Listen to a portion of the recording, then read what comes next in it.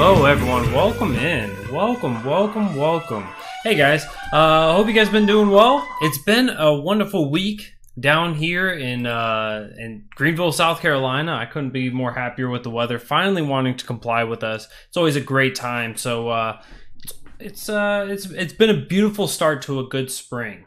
So I'm very excited for that. Hope you guys have been doing well, like I said.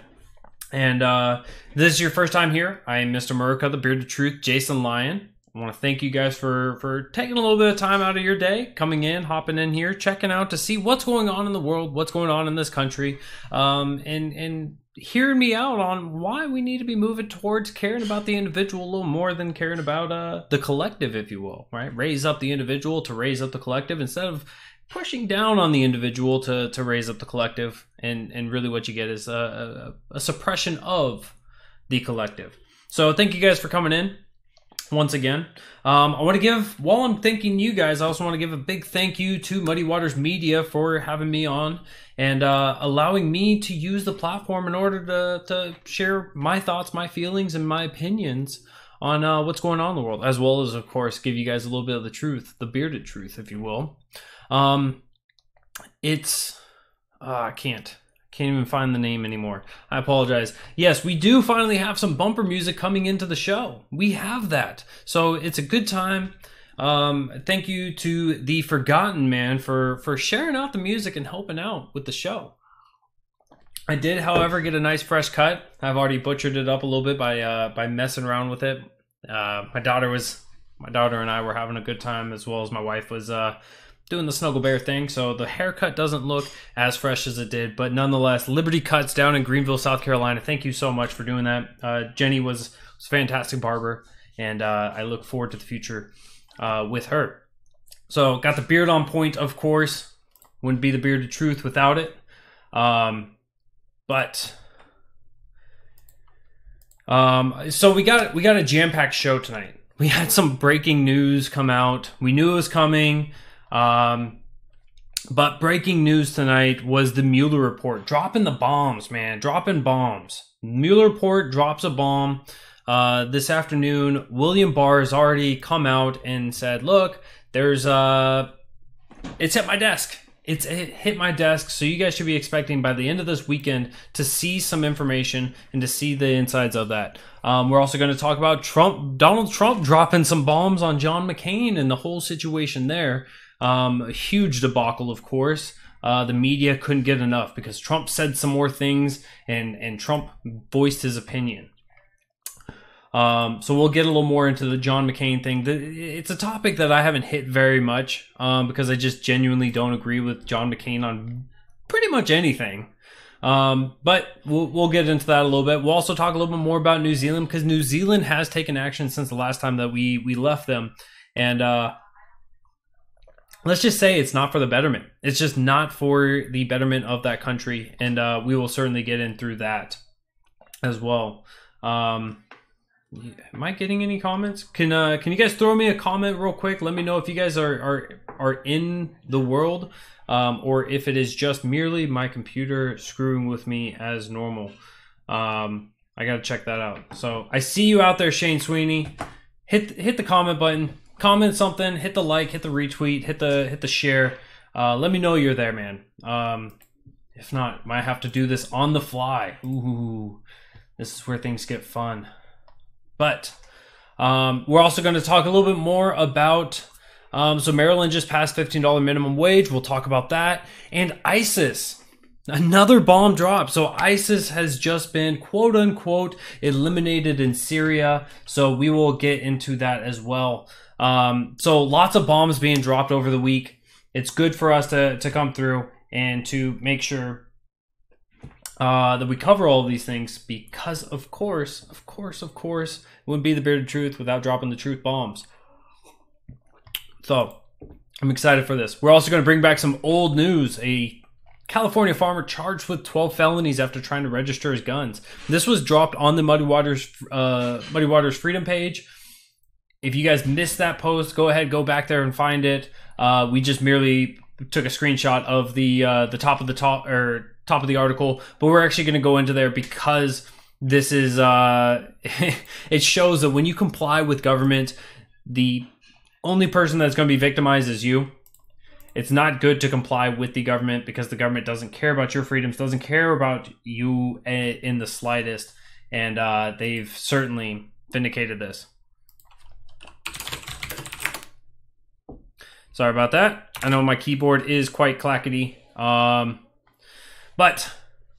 yeah. So like I said, we got a jam-packed show tonight. I'm glad that you guys are here with me Friday nights. 7 p.m. Eastern. The other time that we're going live, if this is your first time, is Monday night, 7 p.m. Eastern as well. Got the Monday and Friday show. Wrap up the week, wrap up the weekend, and hitting you guys with the big topic. So I want to first start off with the Trump attacks. So Trump attacks first. This is on John McCain. So John McCain, the left's new hero now that he's dead, right? A good Republican is a dead Republican in the left's eyes, and as soon as John McCain died, he was suddenly a national hero. He was somebody that you had to love and adore and respect, and nothing he did was ever wrong. It's because he's dead. Let's be honest. John McCain, the reason why he's been viewed as a hero, as a national hero, was because during the Vietnam War, he was a prisoner of war for 5.5 years, underwent a lot of torture, and was given horrible treatment, just absolutely horrible treatment. But he, that's the way the cookie crumbled for him. And while he was there was an opportunity, because his father was an admiral, that he would be able to be released early. And he said, nope, there have been people that have been taken, prisoners of war that have been taken before I was captured. So you're going to release them. And once they are released, then you can release me. But I will not be getting special. I will not be getting special treatments for what's the word? Trying to find this.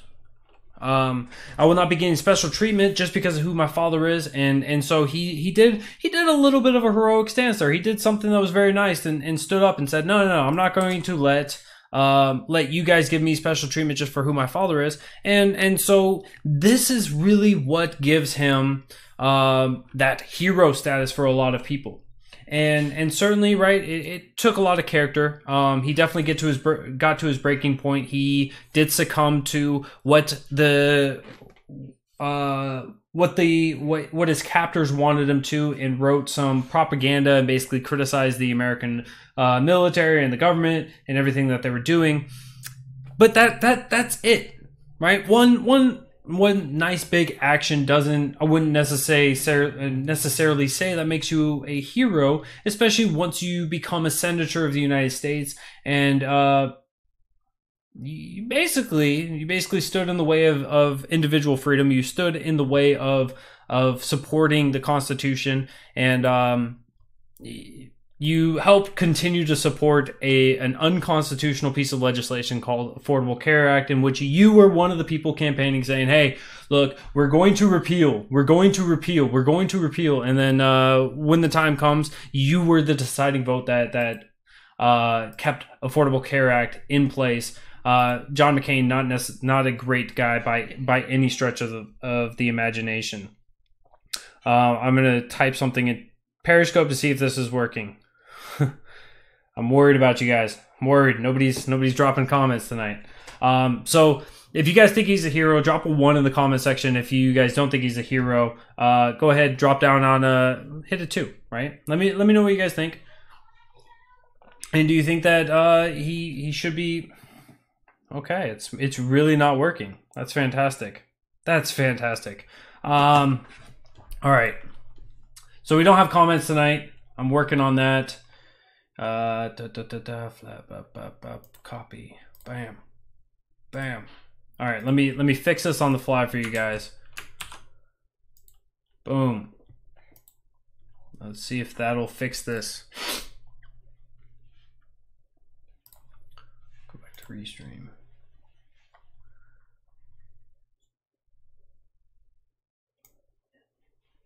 Boom. All right.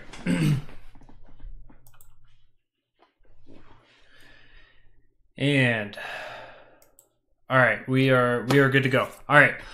So John McCain, President Trump comes out, and basically he brought back up the McCain funeral, and he said, "Look, I gave the Air Force One. I gave up. I helped out with the logistics on this. I provided personnel. I made this something that was possible, and I didn't get a thank you." Right? If you are that kind of a person that you're not even somebody you strongly dislike, and it's clear that McCain and President Trump were not fans of each other by any means.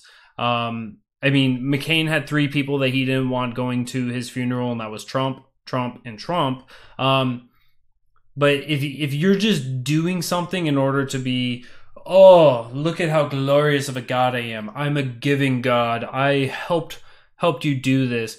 Give me praise. Give me the thanks, right? That really speaks to the character of President Trump, and I don't think that this is news for anybody. President Trump is somebody that likes to get his ego patted. He's somebody that likes to get praise showered upon him, regardless of what it was, right? When it came to even the national championships, the Clemson Tigers right down the road from me, when they won, he did kind of want the praise for going out and spending his own money on what I would call a ridiculous and stupid celebration in which somebody wins a national championship so they get to go to the White House and become celebrities with the other celebrity that is the commander-in-chief or the president of the United States. President Trump wanted showers to be praised upon him then, and once again, he wants this. But there's an article that I wanted to read. Is this one it? No, this one's not it. Who are you? The Root. Let me see if I can find this real quick. Okay, here it is. So this was from Think. NBC News did an opinion piece. This is Ashley Pratt. And I want you guys to see just of how favorable the lefties over there are at the opinion pieces, the opinion authors over at NBC. It is no secret that 2 men were incredibly different from one another. Senator McCain represented the best of America. The best of America. If he was living today, he would be the worst of America. While Trump represents the worst of it, so the 2 would be together. McCain was courteous and kind in his approach to politics and embodied true bipartisanship. Sure. Which was why he proudly and honorably eulogized by friends and colleagues on the other side of the political spectrum, including his 2008 presidential opponent, Barack Obama. If you guys don't remember the eulogies that was given, it was basically a couple hours worth of Trump sucks, McCain's dead, McCain was a national hero, somebody high-fived me because I said it. Trump, meanwhile, went on a Twitter tirade against McCain last weekend, attacking him for his role given in the FBI a dossier of information about Trump-Russia's dealing that the senator received from the well-respected author, and then went on to falsely claim that McCain graduated last in his classes at the Naval Academy. He was actually 5th from the bottom. 5th from the bottom. Sorry, we said last. 5th from the bottom. Fact check. Let's make sure that we're accurate here. And he hasn't stopped. Instead, he has distinguishedly doubled down on his attacks despite backlash from the public. Yes, John McCain was not a good pilot very early on. He was very erratic, and once he did finally get over that learning curve and really got into it, he was a mediocre pilot who was testing the limits. He was never somebody that they would go, that's our golden pilot. That's our guy that we want to have flying in every one of these missions. Thank you, Pat, for commenting. I'm seeing that it's working now. And so John McCain was never one of those all-stars when it came to piloting. He actually crashed a couple planes. But nonetheless, I want to go back to that FBI dossier because this is going to be a nice segment into the Mueller thing. The dossier that was started with John McCain. What was this dossier? How did it come about? Well, John McCain saw his political opposition in Donald Trump, whether they thought he was a serious contender or whatever it was. John McCain helped fund the starting of the Russian dossier. I'm blanking on the Steele. It was a European spy who was really questionable on the intel that he was providing beforehand, and now was a big role in this dossier. Once McCain had dropped out, failed, this was kind of handed over to Hillary Clinton, and the Democrats then continued on this movement, continue on pushing this out there. And as a result, we had the Mueller investigation. So I think that Trump is right to want to go after John McCain for this. I think that he's right to want to go after Hillary Clinton, because even under oath, people who have been involved very intimately with the Russian dossier, they even say, look, I don't know how much is truth. I don't know if this is going to be vindicated. I don't know any of this stuff. We basically were throwing as much fecal matter at the wall and hoping something would stick. So he's right to be upset about this investigation, about the Mueller investigation. And now today on March 22nd, we finally have the Mueller report being submitted. So after 22 months of this investigation going with special counsel Mueller, we finally have the report going to William Barr. Now, this is the normal thing, right? It gets sent to the Attorney General. The Attorney General discerns the information, takes out all of the classified, all of the intel, all of the information that can't be released to the public, and basically gives a nice summary and reports this out.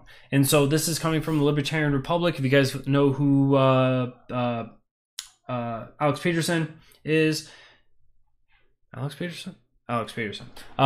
He was sharing this out earlier as well. So Barr informed that 4 leaders of the House and Senate Judiciary Committees on Friday that he had received the report and that he might provide details in the investigations to Congress as soon as the weekend. There were no such instances during the special counsel's investigation, saying that there was Mueller was never ordered to stand down on any major areas of inquiry. During the investigation the entire time, one of the things that I was staunchly standing against was not the first bullet point of what the special investigation was going under, but the second point. And the second point was basically, if you find a trail, if you find a rabbit hole and there may be some criminal activity, go ahead and investigate it. You have unlimited scope, and so it's not in accordance with the Fourth Amendment. But nonetheless, William Barr is saying that no one stood in the way of the special investigation. He says he plans to consult with Mueller and Deputy Attorney General Rod Rosenstein, one of the key players in this, because what was the Keebler's elf's name? Oh, jeez. I'm forgetting his name. Keebler elf from Alabama. He had why am I forgetting that term as well?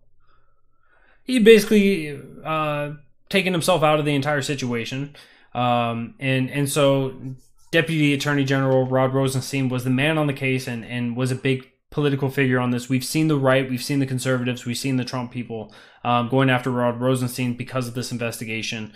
So Barr's going to be getting involved with him, sharing this out, to determine whether additional information from the report will be released to Congress or to the public. There are already members of Congress, specifically Cory Booker's, calling for it to be released to the public immediately, right? Don't worry about the classified information. He is Spartacus, and he's going to stand there and make sure that anything and everything can possibly be shared out, that it will be shared out, and he's pushing for this. Now, with this, so far from the Mueller investigation, there's been 34 indictments on individuals during the investigation. Only 6 of these were Trump associates that were either indicted or pleaded guilty in the probe. None of these charges were related to the conspiracy with Russians. So those were on the point 2. They weren't on the point 1, which was Trump, Russia, and conspiracy or collusion there within. And so it's it's a big non-issue right now. The last indictment was issued on 24 January, where we saw Roger Stone's house being raided by the FBI, and CNN was somehow walking a dog or something along those lines, and see the FBI coming up to raid, and so they took action and made sure to step in. Sessions, thank you. You don't think YouTube chat is working, Forgotten Man? I think it is. No offense, but can I ask you if you have a gun? I will answer with, I most certainly may possibly have a gun. No, actually I don't. I want a magazine. I do have a home defense weapon, but that is what it is, and how it functions. It's not it. But so where do we go? So Spartacus, anyways, he wants to share all this information out. He wants to make sure that everyone's hearing this. Spartacus, grandstanding for the transparency. How about you tell us where T-Bone is? Tell us where T-Bone is, Corey Brooker. Tell us where T-Bone is. We want to know. Show us which side of your brain, left side or right side. So it will be interesting. Collins said in a statement, this was Georgia Representative Doug Collins, the top Republican in the House Judiciary Committee. After nearly 2 years, the special counsel has concluded his investigation, and I look forward to reviewing Attorney General Barr's report carefully. When it becomes available, I fully expect the Justice Department to release the special counsel's report to this committee and to the public without delay to the maximum extent permitted by law. So he's trying to work within the limits, within the confinements of the law, in order to provide as much information as possible. This is what we should hope for. We should hope that there's actual integrity with this, and that everything that they provide will be within those confinements. And if they're not going to the maximum, hopefully they're releasing too much. Because I'd rather have too much transparency than not enough transparency, and having some more conspiracies be built up. Now, with this, I do want to share out that over there at the Fox News world, over there at Fox News, we are seeing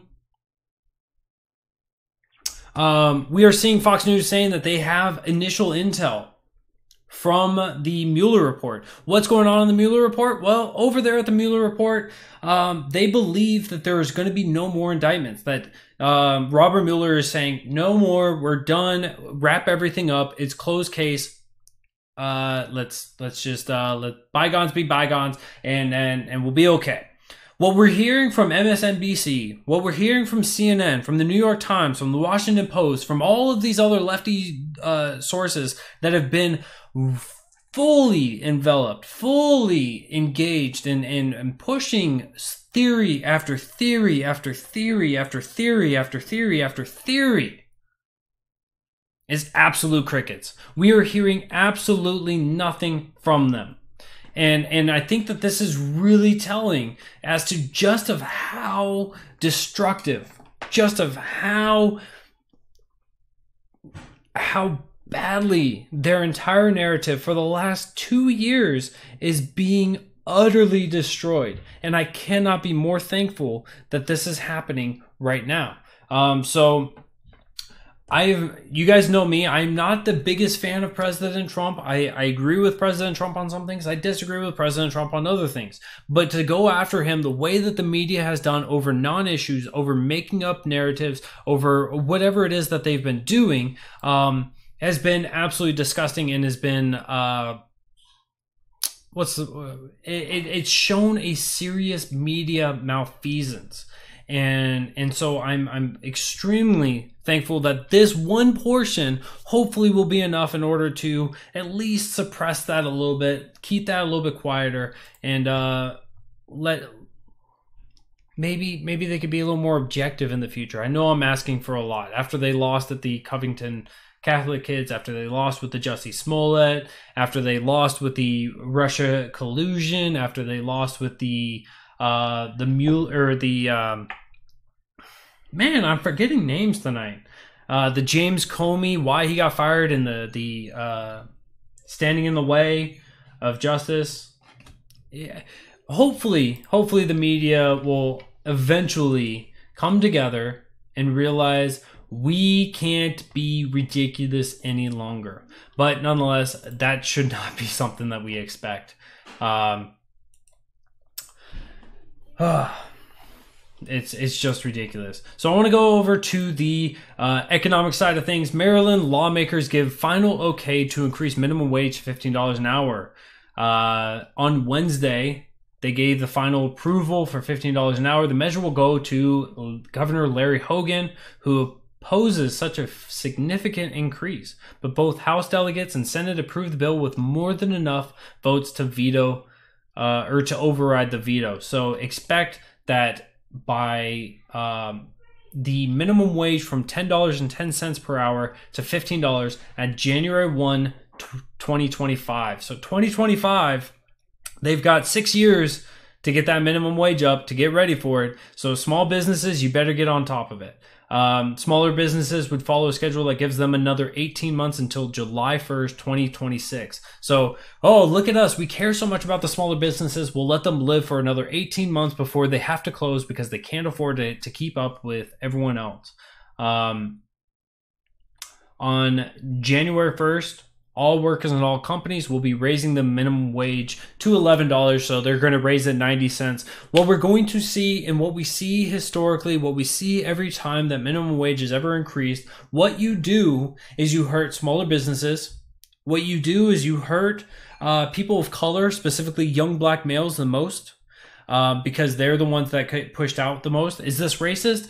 It could be tied to racism, I guess, for some companies, but when you look at the demographics and the different ways, there's actually a societal issue, a cultural issue, in which if you look at who's dropping out of schools, who's being successful in schools, who's just getting middle of the road, right? The people that are not doing as well as a demographic, not as on an individual level. There are plenty of young black men that are doing fantastic things, that are excelling and doing great things. But from a statistical point of view, young black males are not passing college or passing high school at the same rate. They're not going to college at the same rate. They're not being successful in college at the same rate.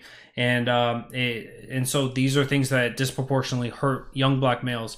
So small businesses are closing because they can't compete. They're already near that margin of, am I going to make it this quarter? Am I going to fail next quarter? How am I going to be able to function? So raising the labor rates, raising the cost to produce your goods or services at your business makes it very difficult in order to continue on.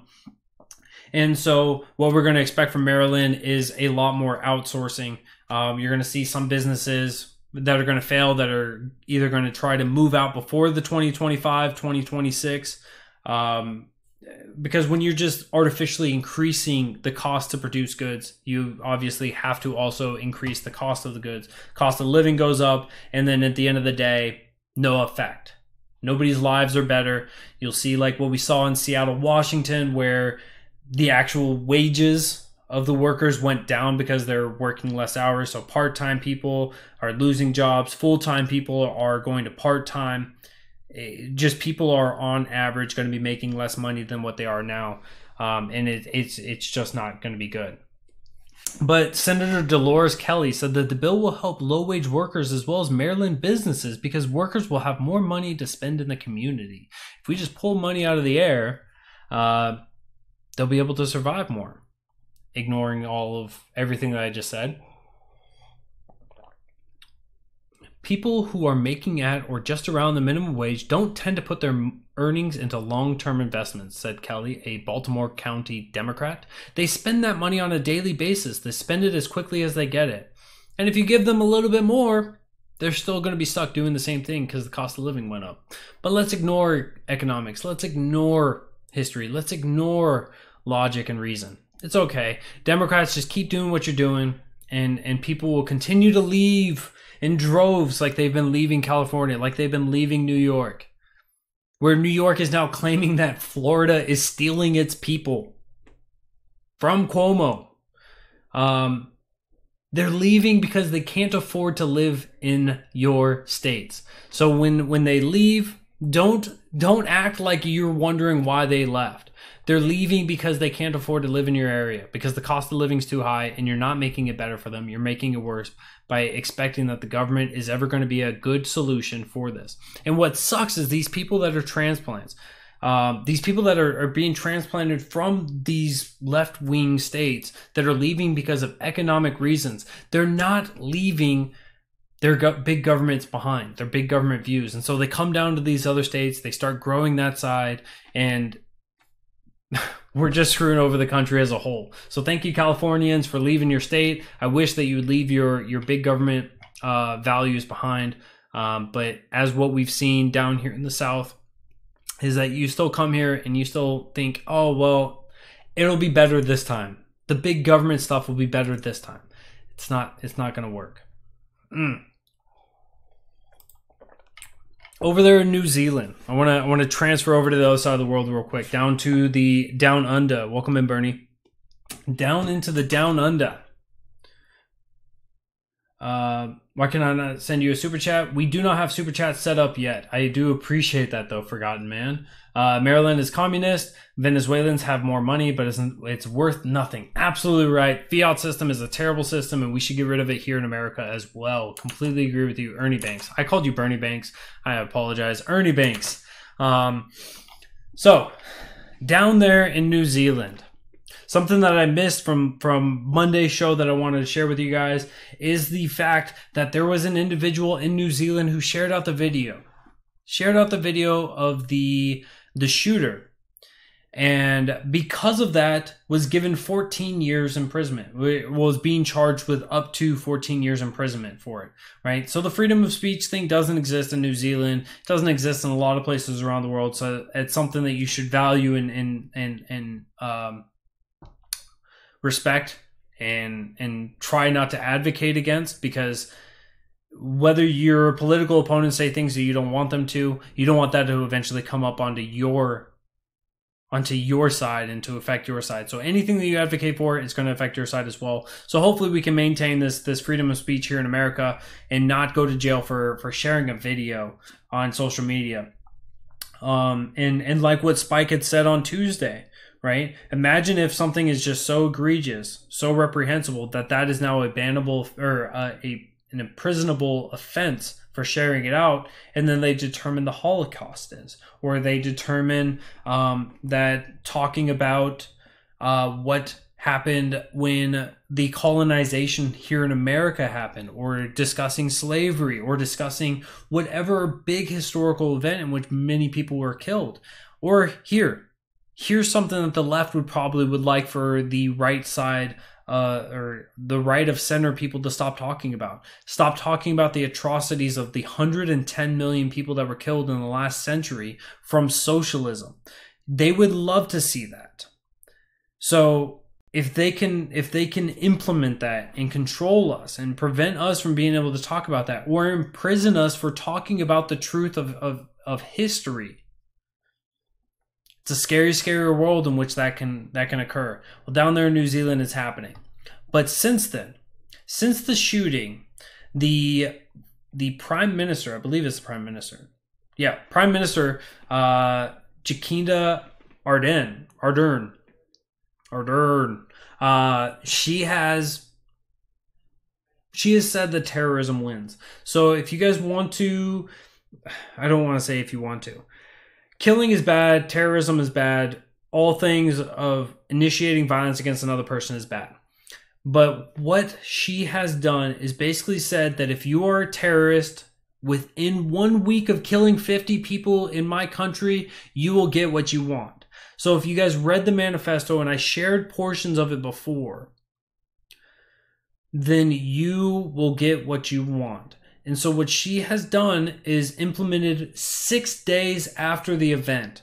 6 days after the event, she has implemented the gun buyback plan. Yeah, the video does look much better. Texas is becoming blue. Austin is occupied. Austin Peterson. I missaid his name earlier. Live on Periscope. Yep.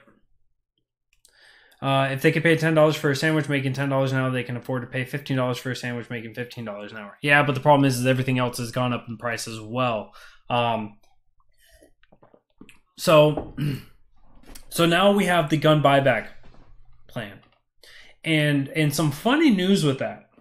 So New Zealand wanted you to basically register your weapons online, and their government posted a website, and immediately 4chan, 8chan, Facebook, anarchist groups, libertarian groups, right-wing groups, conservatives, everybody out there that disagrees with this started trolling the page.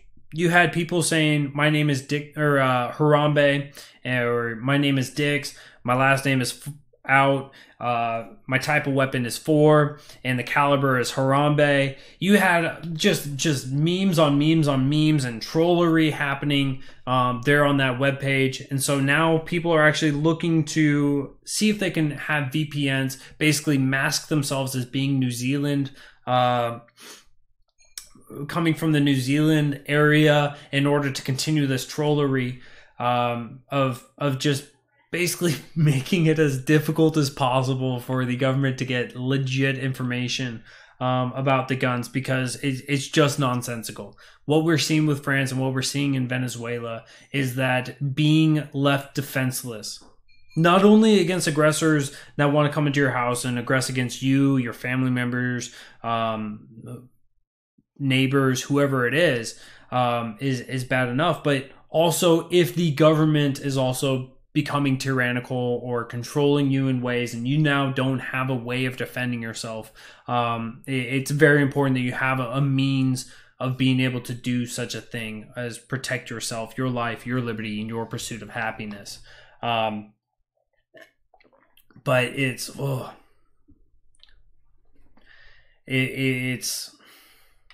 it's a huge deal that they're doing this gun buyback, and oh no, oh, my computer needs an update.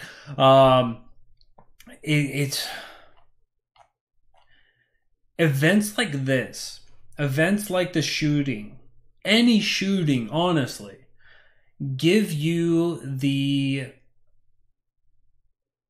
should give each and every one of you the idea that your life is important.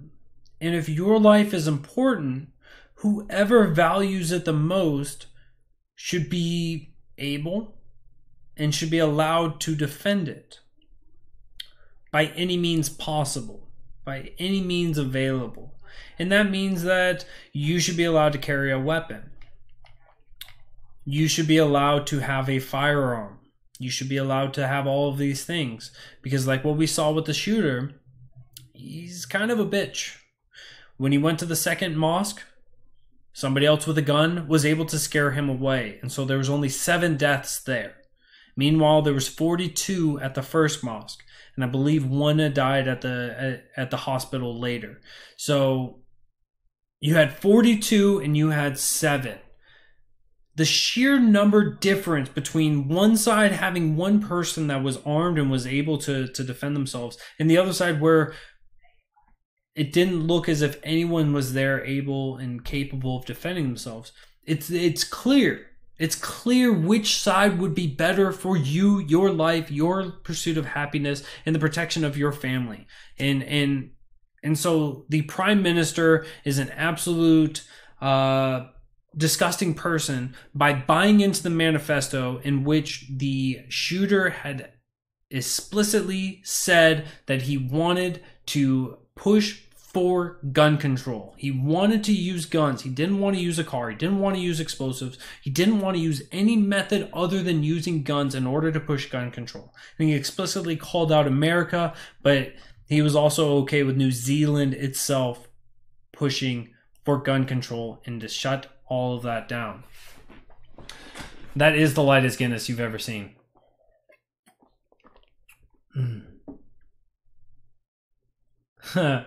Oh God, here we go again. Can't your country learn anything from history? Batshit crazy. I agree, Jimmy Robbins. Our country can't learn from history because every time a country is disarmed, the government comes after them. And for some reason, we still have a lot of people believing that we should just ignore that history, ignore those facts, and ignore the statistics that have been put out even by the CDC, a government arm, effectively, showing that more lives are saved each year from the use of gun, from brandishing weapons, than ever even being close to being taken out. I believe that the factor is like 10 to 1, right? So it takes 10 years of gun violence to even get close to the amount of lives being saved, and that's on the short end. That's on the low end of the spectrum, between 500,000 and 3 million lives saved each year in accordance with that CDC study.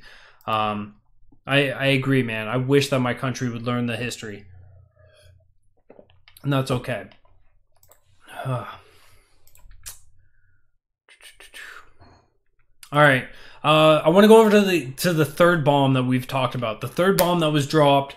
This one was a big one as well. Those of us who are old enough to remember 9/11, I'm sad to say that there is a possibility that we have viewers that weren't born when 9/11 happened, that were not here when all of that went down, when the Afghani war started, when the Iraq war started.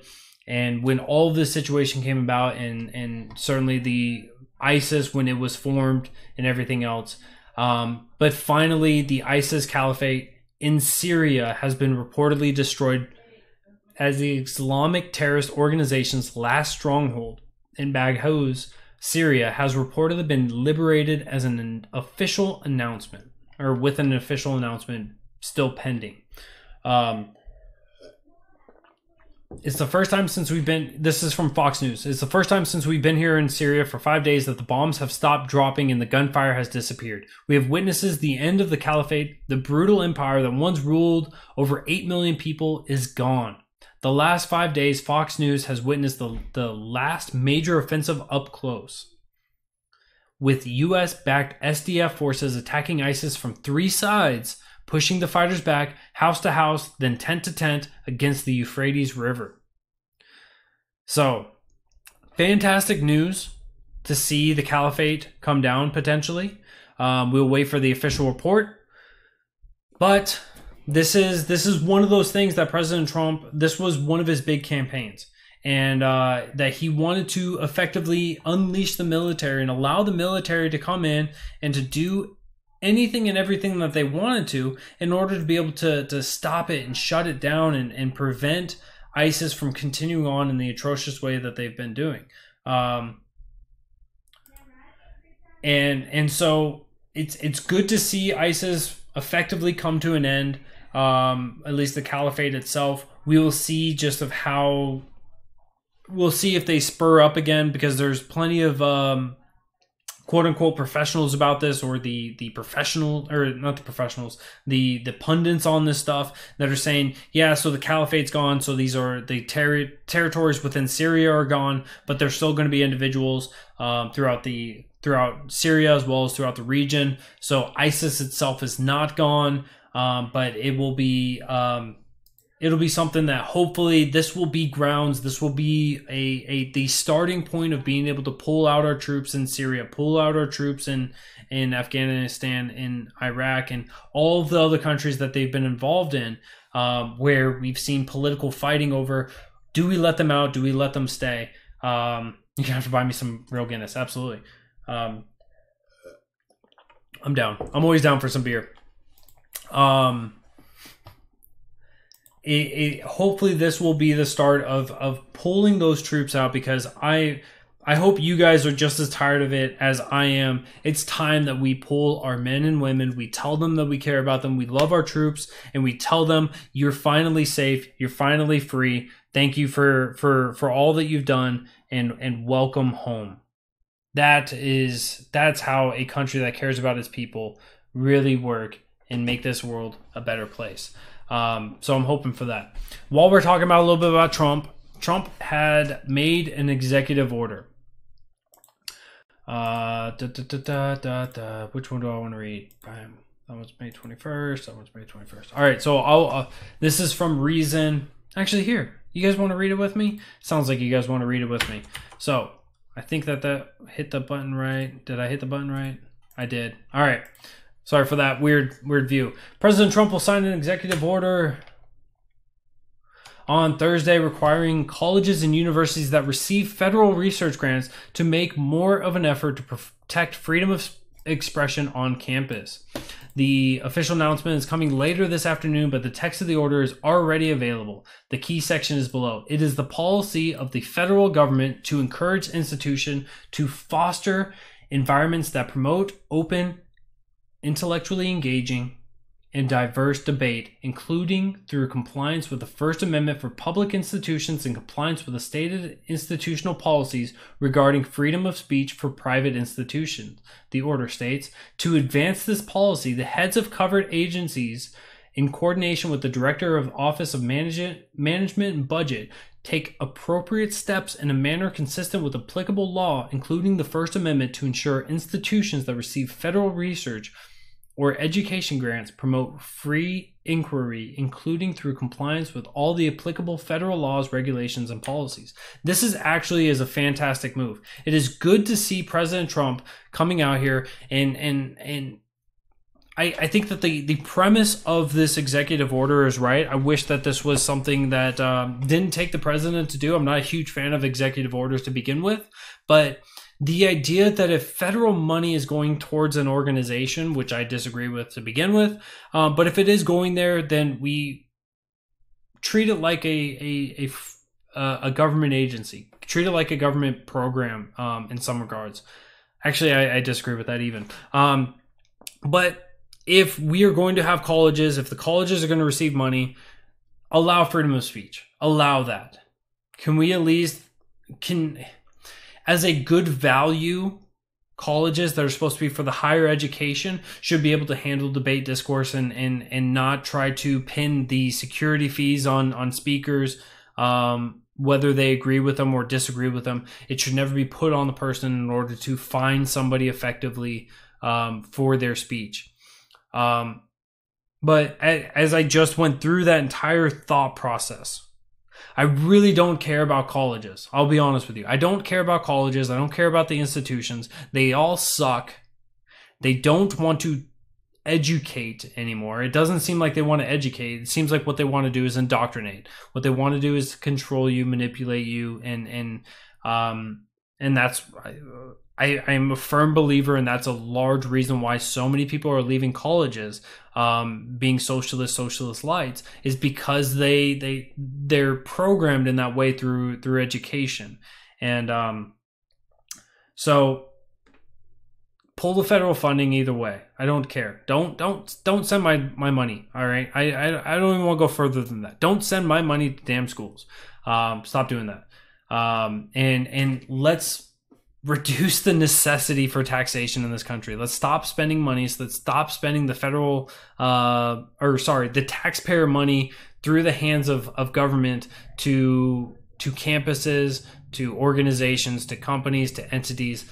Stop the welfare, whether it's a business welfare or public welfare. Stop the welfare. Let's get through that. Let's end that. But as for the idea that he's trying to protect freedom of speech, I think that's a decent idea. I don't know. I'm really torn on that one. Let me know what you guys think. Leave me a comment. Let me know what you guys are thinking about that. But so nonetheless, that has been signed. And during the time of his signing, he praised the many conservative activist students that have brought free speech issues to light. He twice referenced Turning Point USA President Charlie Kirk. If you guys don't know who Charlie Kirk is, he is a conservative, a very tall conservative, mind you. Very tall conservative, very smart, and almost said enlightened. Very, very smart conservative individual. I've heard reports that he is a savant, an autist savant, which just basically means he's ridiculously intelligent, much higher than most people. I mean, like top 0.01% of the population, ridiculously smart.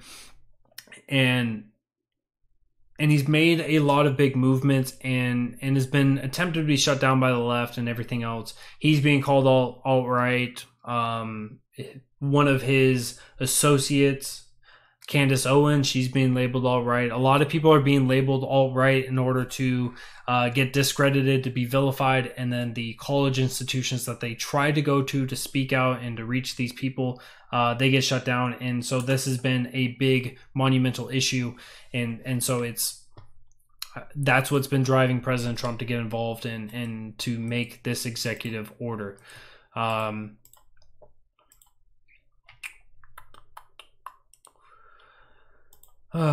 Here we go. All right, so I'm gonna do the throwback. This was from 2018, so yes, it's a little ways ago. It was almost a year ago, actually, from May of 18. So in Bakersfield, California. If you guys listen to Gabriel Iglesias, the big fluffy comedian, he lost the page. He references Bakersfield, California, so it's interesting that this comes from there. A member of a prominent farming family was charged with a dozen weapons-related felonies after he attempted to comply with California's state-mandated gun registration laws. That's right, he tried to comply with California's state-mandated gun registration laws. And by doing so, by trying to register an AR-15 using their website, he was given 12 felonies. Ugh. The businessman was attempting to comply with the ever-tightening gun laws, one of which required gun owners to register assault-style weapons. It just means big black guns, I guess. It just means something that you can put up against your shoulder and you can fire. It means if it looks like you can assault somebody with it. So I think a knife can be considered an assault style weapon. I don't really know what the definition is. They don't really either. It's just the big scary looking guns, I guess. He electronically submitted photographs of his AR-15 as part of the registration process and soon became the focus of California Department of Justice investigation. According to court documents, the weapon was illegally modified and served as grounds for the DOJ to raid his home. It's not immediately clear what the illegal modification was, but the rifle was presumably not in compliance with the recent bans. California has been pushing a lot of bans. We saw, why am I forgetting everybody's name tonight? Dianne Feinstein. Senator Dianne Feinstein has been pushing some gun control bills. She's been pushing some bills that say, look, if you have a suppressor on there, if you've got a foregrip, if you've got a standard issue magazine, which is the real reason why I had this out here. This is standard issue. 30 rounds fits in this. 30 rounds of .223. A very small round. For those of you who've never been around a gun before, I want to actually show you how big these rounds are. So if you look at this, let me pull up your guys' picture. If you guys look at this, the whole entire bullet looks very large. This part right here is the only part of the bullet. That's a very tiny bullet. This is not an effective round for serious game. This is for like rabbit hunting, if you will. That's all just gunpowder inside there. It's just nonsensical, okay? That a .223 is seriously looked at as a serious issue. Most AR-15s come in the .223 round. You can have a barrel that's set up for the .556, but most of them will be the .223. But when they went through, right, Dianne Feinstein's gun control is still being processed and is going to be shut down, of course, because the Republicans own the Senate and they're at least not going to be open about supporting gun control as much as they are about red flag laws or emergency report, whatever, ERPOs. But anyway, so going back to this, investigator sees two silencers, right? Two little suppressors that make it a little bit quieter. It doesn't make it like silent. It's not like in the movie where it goes pew, pew, pew for like a 50 cal, right? It's still loud. You still have to wear hearing protection. 230 rounds of ammunition. So if it was 30 round magazines, you're looking at 8 clips, 8 magazines, and 12 firearms. So not even enough for 1 magazine per firearm. On May 17th, the district attorney charged him with a dozen felony charges, and he was subsequently released on a $150,000 bail bond. So if you guys want to comply with the gun control that has been passed in your states, and you want to go out there and try to be a good citizen and abide by the law, you too could be victimized. I want this to be clear to people. I'm not saying this to scare you. I'm not saying this to worry you. But when it comes to the way that government works, what's legal today can be illegal tomorrow. When President Trump came into office, bump stocks were a legal thing. You could have a bump stock with your firearm. You can go use it at the range. You can go use it in your backyard if it's large enough. You're out of town. You can utilize that however you want, really, right? As long as you're not infringing upon somebody else's property or on their person or whatever it is, right? You're not using it in a threatening manner. You are legal to have one of those bump stocks. But President Trump comes along, writes an executive order that changes what a bump stock is and basically says it's an automatic weapon. And then overnight, you became a felon. So if you want to go out there and if your state decides that they're going to make a gun registry, you may not be a victim that day. You may not be a victim that week. May not be a victim that month. But in a year, 2 years, a decade, eventually you might become a felon overnight. And certainly it's not necessarily the case with this one, but this is something that you have to be cognizant of. You have to know that this is a possibility of this coming through and happening. So do not sit there and act like your lefty friends are just worried about what you have in your house. The government only wants to know because the government is eventually going to work towards a gun registry. And once they have that gun registry, eventually they're going to work towards the gun buyback system, or just outright banning and making felons out of otherwise law-abiding citizens. Your gun may never be used in even the self-defense or the defense of others around your house, and it may never be used in a crime, but you can still become a felon just for merely owning it.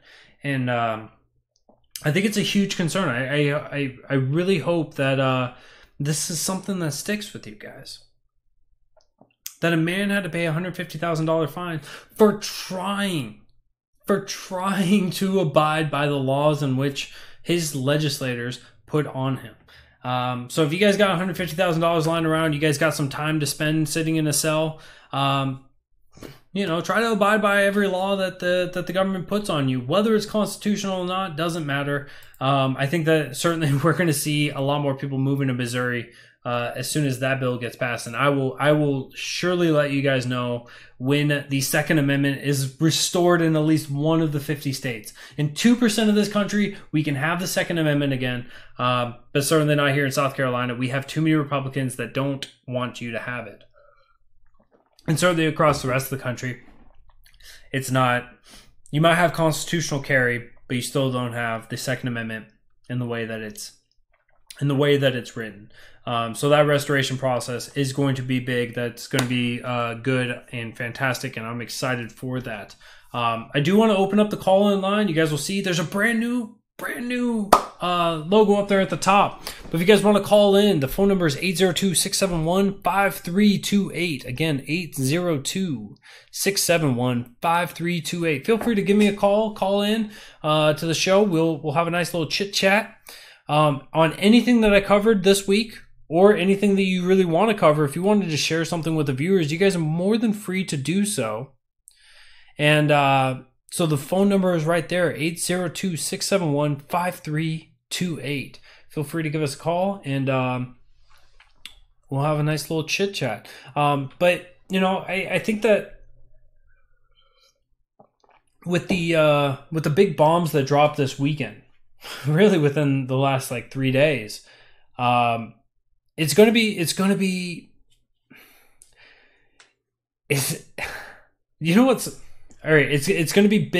big news, obviously, what comes from this Mueller investigation. If we just had millions upon millions of dollars wasted on the on the special investigation to find out that there's really no collusion. There's really not a big hubbub. There's no reason for doing this. When it comes to the ISIS thing, I really think that this is a good projection. It's a good image, but we're going to have to watch that and see how that goes. There's a lot.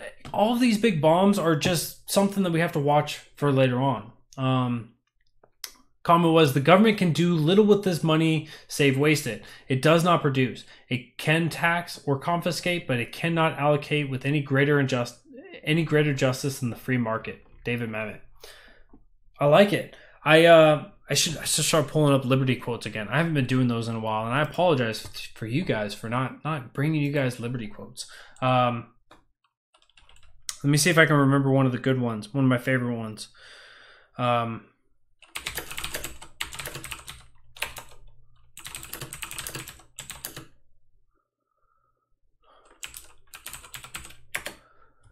What was it? If you love... Yes, there we go. Samuel Adams, another good beer. Samuel Adams, great beer. One of our framers, Samuel Adams, has a great quote. If ye love wealth better than liberty, the tranquility of servitude better than the animating contest of freedom, go home from us in peace. We ask not your counsels or your arms. Crouch down and lick the hands which feed you. May your chains set lightly upon you, and may prosperity forget ye were our countrymen. Samuel Adams, talking about liberty, talking about tyranny, talking about those dirty, dirty bootlickers. Great, fantastic man. Fantastic quote. I won't speak to somebody's character that I never met personally, because we know history can rewrite itself. But yeah, so open up the full call line. No one's wanting to buy tonight, and that's okay. I do got to say that the Forgotten Man has followed up. He sent off the next video. He sent off the second video of the Alexandria Ocasio-Cortez charades, if you will. We'll call it charades. Let me see if I can pull that up. So the brains behind Alexandria Ocasio-Cortez, and I'm going to put that into the show notes. I'll put it in there right now, actually.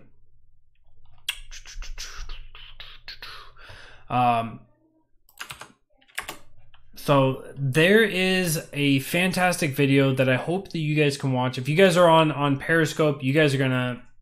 I'm sorry. I'm terribly, terribly sorry. But you guys are going to be missing out on that, because I can't share a hyperlink there with you guys. But those of you on YouTube, those of you on Facebook, you guys, of course, are getting it right now, dropping it on your way. Whoop. And I'm ruining it for you guys as well. There we go. So this is the continuation of Alexandria Ocasio-Cortez. We covered this 3 weeks ago, maybe, and where Mr.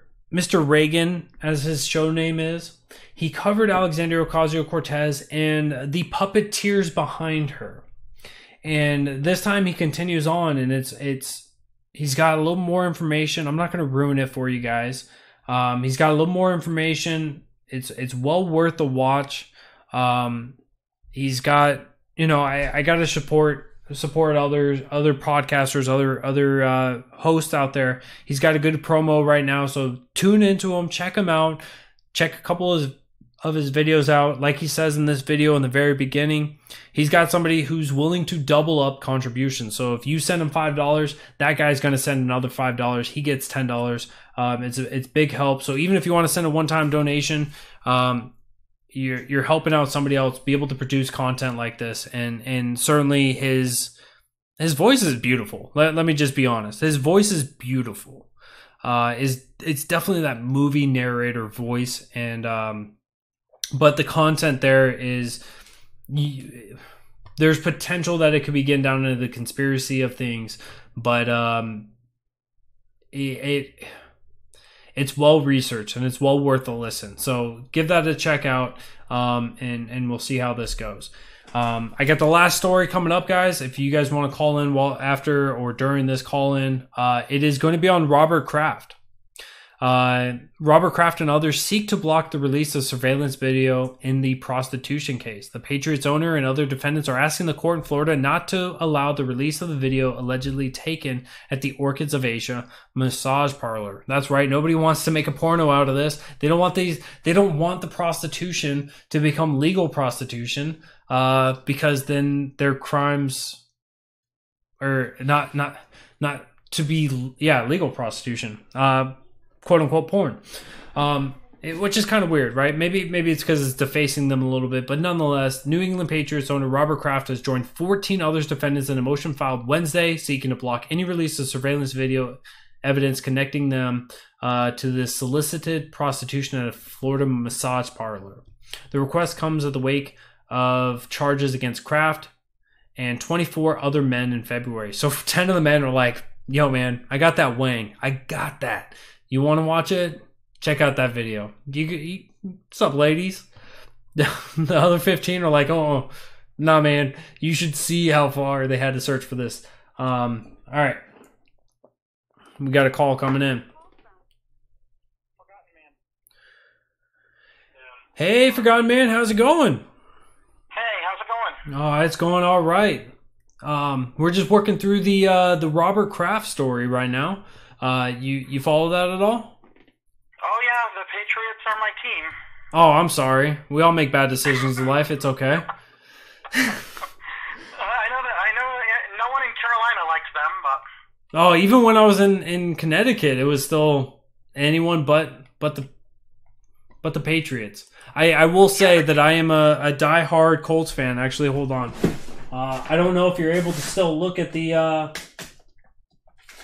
video, but I will show everybody. This is Colts land. Believe in blue to the day I die. Okay. Oh, I gotta take down the volume if I'm gonna look at that. Oh, it's already over. You'll have to check it on the. It's over. Okay. Yep. All right. Okay, so the situation here is he went and got a massage at an Asian massage parlor. Yep, and he got consensual prostitution done upon him, so consented for the sex, transacted money, and I saw a report. I didn't follow it up. I thought it was funny. I think I retweeted it that basically the investigation, the police on the matter basically said, if you would admit guilt, we will drop the charges, and I thought that was fantastic, because no law is, as long as you admit to breaking the law, it's okay. But again, I didn't verify that. I didn't go through those hoops on it. But anyways, continue on. Yeah, I haven't followed the latest of it. All I know is that in the beginning he was the only one he was the only name that was named, and I heard that there were other names that were even more or bigger names than Kraft. And then you didn't hear anything about them. You still haven't heard anything about them. Yeah. So that's kind of a little bit of a interesting thing. I mean, why is he the only one that's been named? Yeah, there was speculation early on that Don Jr. and a couple other people affiliated and associated with Trump were going to be involved with that, and so that was the reason for the sting. They used the Patriot Act in order to get in there, and so it's the Patriot Act is supposed to be about terrorism, and I guess terrorists need hand jobs as well or something, and so they were justified in going in there and breaking up the place and making a big hubbub about this. But at the end of the day, it's just it should be such a non-issue, and this is certainly one of those topics that I agree with Kamala Harris on, where consensual sex workers, there's no crime, there's no reason to go after that. And I also think that it would reduce, the business of pimping, because I think pimps take advantage of these girls, and if they can just, because it's an illegal activity, the pimp, basically protects them on the law side of that, but they don't protect them on any other side. Oh yeah, absolutely. To them. Absolutely. Right. And so if they could get away from the fear of being arrested for prostitution, they could just go out on their own and start their own business or whatever it is. Yeah, absolutely. And I mean, having a protected market would, of course, be more beneficial. Having areas where people can relax for a little bit, get the edge off, if you will. Well, yeah, all of these things could be regulated through the government. I mean, they should be registered. They should be whatever. Do you know what I'm saying? Oh yeah, absolutely. So that it's a healthy activity. I mean, but I mean, as far as that goes, but the way it is now, it's just it's super detrimental in everyone's involved with. What you got for the week? What big topics you got going on in your head? Well, I keep looking around and seeing what's going on. I've been reading David Mamet's book, The Secret Knowledge on the Dismantling of American Society. Mm-hmm. He used to be a liberal. He's been red-pilled. I guess that's what they call it now. Yeah. When you've turned. Yep. I think there's a lot of people getting red-pilled. I've especially been reading some of the African American YouTubers. Yeah. And there is a huge movement going on with the African American YouTubers of changing over. I think I think there's a set of twins on YouTube. I think is like the Wayans brother or something like that. They're getting what's called blackpilled, and they're moving towards the sides of Liberty and Liberty First University. They just went out there and they were talking about a lot of atrocities that were happening in the education system and everything else. That's another big movement where we're seeing people leaving, whether it's going towards the red pill and moving to the conservative side or the black pill and moving to the libertarian side of things. We're seeing a much better movement as they move away from the left and the atrocities that the left has been promulgating through everything. I don't mean to speak for the black community, but I can see a trend where they're starting to realize that the liberal progressive side is more for keeping them down than allowing them to allowing them to participate in the American dream. Yeah. And if that happens in a mass exodus, that will be pretty good for the country, I think. Oh yeah, absolutely. That community is a fairly large community now these days, even though they are still a minority, but they majority vote liberal or progressive, and that would really change the way voting is done if the black community can switch over to the right side. Yeah, absolutely. Either the libertarian side or the more conservative side. Yeah, and I think that certainly one of the things that a lot of people are waking up to is that the left is just filled with those empty promises that you're referring to, where they'll make big promises but they never come to fruition, and as a result of that, people are waking up to, maybe if I'm moving to the side that's indifferent, right? Because I think that's one of the, while it's looked at as a negative connotation of things, libertarians and conservatives, we don't care, right? We don't care enough about other people to stand in their way. So it's that level of indifference that allows you to become successful, where we just want to get out of your way. We want the government to get out of your way. We want you to be as successful as you want to be. And I think that more people are waking up to that. And I think that that's a beautiful movement, whether it's the Plexit, whether it's the walk away, or whether it's just them waking up on their own and doing that. It's beautiful. But you were talking about your author, and I'm really interested in that. Okay, well, I think that it should be a book that's recommended to your listeners. Mm-hmm. He's more on the conservative side than liberal. Okay. But than libertarian, I mean. But he is a reformed liberal. So basically, he's a writer in the New York area. So he was a really staunch liberal for a long time, and then he just kind of realized that the liberals, none of their claims can ever come to fruition. You know, they can have this beautiful ideology of a utopian society, yep, but they don't live in the real world. They don't know that real world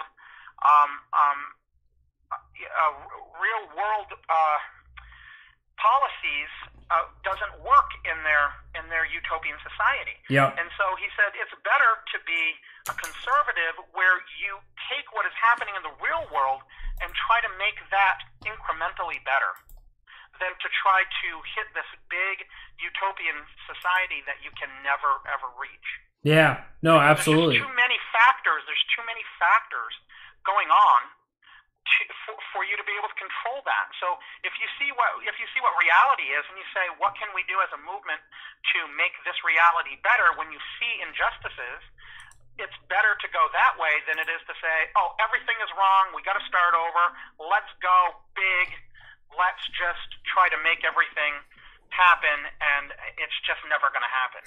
Yeah, and if you read the book, it's a lot more detailed than what I can get into. Yeah, send me much more articulate than I am, but send me the link, or send me the name of the author, in a private message. But also, I want to point out to people that if you are somebody that's on the right side of the aisle, whether you're a libertarian or a conservative, listening to people that have transitioned from being on the left to being on the right, or being on the left and being on becoming a libertarian, those are the people that are important, because when you listen to why they transition, how they transition, and what made those movements for them, you can then understand how you need to be able to discuss with those on the left, and to be able to help transition and bring them to the right side of the aisle, and to bring them towards the side of smaller government. And if we aren't having those battles on an individual level, then we will never expect to be able to change the collective. And I think that that's very important. But with that, I want to thank you for calling in, Forgotten Man.